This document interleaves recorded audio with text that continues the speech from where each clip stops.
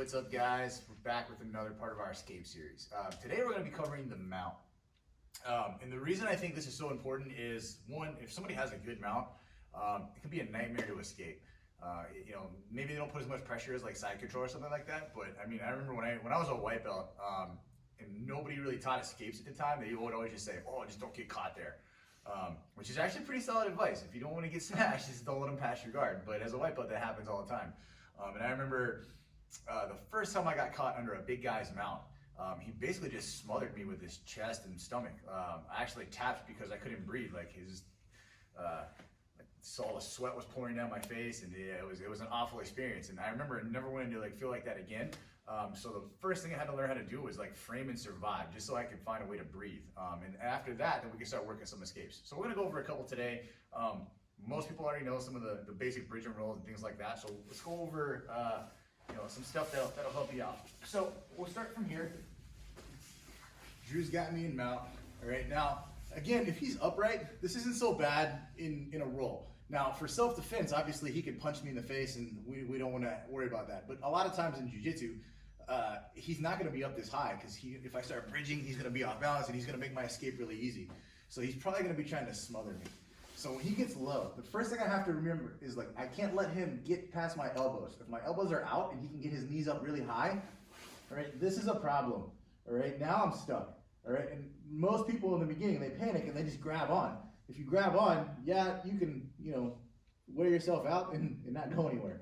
All right, so the thing that we have to think about is making sure that when we start working our frames in, all right, we're getting on our side and we're using our elbow inside the knee to keep his hips back.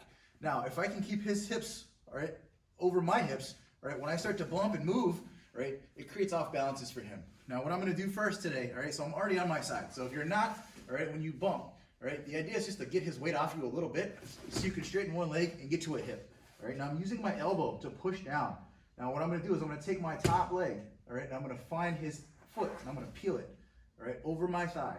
Now, I have to do this in kind of one motion. So what I'm going to do is I'm going to use my hands, my frame, keeping my elbows in so that he can't grab me and arm lock me. I'm going to shove his knee through my legs as I switch my hips. Now, what I'm doing from here is I'm framing. I like to find the bicep and shoulder if I can. All right, so I can either come in here and start playing knee shield, or if I want to, I can continue to escape all the way back to a full guard. All right, so let's look at that one more time from here. All right. As soon as I get mounted, I need to keep my elbows in, all right, close to my body, and don't give up this space. Now, the other thing you have to think about is protecting your neck, all right? If he's able to get a collar grip and I stay flat on my back, he's going to choke me, all right? And what happens a lot of times is we start bringing our hands up to defend the choke and get arm locked.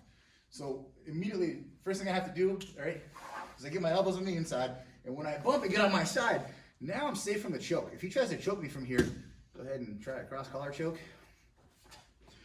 It's pretty awkward for him, and yeah, maybe he'll grind my face a little bit, but he's not gonna actually choke me. I should have time to start pushing that knee down, use my foot to peel, shove this through, switch my hips, and get back to a position where we can attack. All right, so let's look at that from here so you guys can see what my legs are doing. All right, so I start off, bad position, right? I bump, get on my hip, right? I'm creating that frame, all right? I take my top foot and I peel. All right, I shove his knee through, strip out, get back to knee shield, or back to a closed guard. Now, another option that we have. Again, this goes back to the little bit of unorthodox escapes. What I'll do is, again, I'm keeping my elbows in, protecting. Now, sometimes what you can do is you can take your hands and find their hips. All right, again, while I'm doing this, my neck is vulnerable, all right, to chokes. But the good news is if he starts feeding a choke grip, all right, I'm gonna do a big bridge and throw him off to the side. Now, you see that he has to abandon the choke. Now I can trim back, I can start playing single leg X, or come all the way out to half guard. All right, so there's a lot of options there. So let's watch that one more time. Here, right, keeping everything closed off. Right, I have to find his hips first. If he's wearing a belt, you can easily physically grab the belt, right? And even if he's low, all right, trying to smash me this way, right? It's just a big bridge. Now I use the momentum of my bridge, right, to straighten my arms. All right, now from here, I like to play this position a lot. All right, let's do that the other way. So from here, keep my elbows in, I find this belt, big bridge, right? And I use the momentum of that to straighten my arms.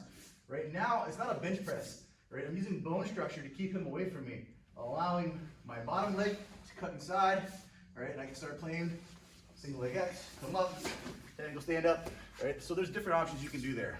All right, so let's look at that from here. All right, again, a lot of times in jiu-jitsu, like if everybody knows the common counters to most of these moves. So if he's low and he's smashing me, right? I'm not panicking, right? Bring my heels to my butt. I'm gonna find his hips with my hands. If you guys can see this, my elbows are on the inside of his thighs, all right? I can get grips or I can just grab the hips, right? Big bridge, straighten the arms, and I can swing out to an attacking position right away. So, that is two probably less common escapes that like most people go for like a trap and roll and things like that, but if you do the same escape over and over again, your partner's gonna get smart and they're gonna start countering it and beating you to that position. All right, so the idea behind this is you're able to link different types of movements. If you get stuck somewhere, maybe you're not confident shrimping out, all right, it puts you back in a position where you can immediately start attacking. All right, guys, drill this one, stay safe, and we'll see you soon. Us.